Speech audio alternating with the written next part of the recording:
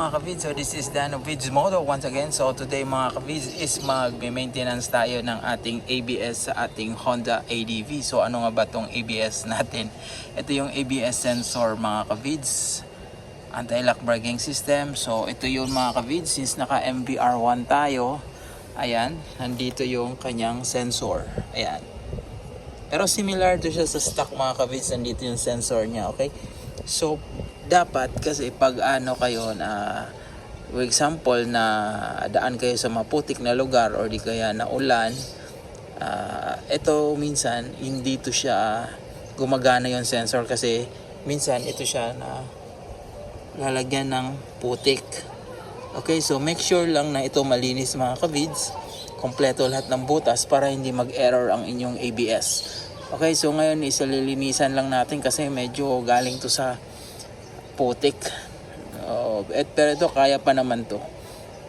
So sa paglinis niyan mga ka-vids, gamit lang kayo ng 8mm na socket wrench.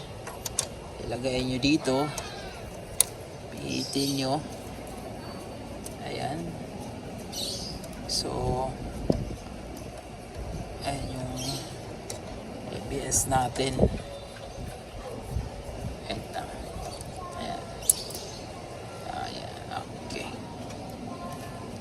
Dandaan nyo lang siyang hugutin. Hugutin nyo lang. Ayan. Ayan mga ka-vids. So ito yung ABS sensor natin. So linisan nyo to. Hindi naman siya araw-araw or kada linggo. Linisan nyo lang pag may time kayo. Okay? Siguro mga once a month i-check nyo to mga ka-vids kasi ito ang usual na nag-error sa ating ABS. Alright. So paglinis ito, punasan nyo lang. Waterproof naman yan, and ibalik nyo same as paano nyo siya tinanggal. Okay, so that's it. So this is Dan of Vids Moto. Another maintenance na naman tayo, quick maintenance sa ating Honda ADV. Alright.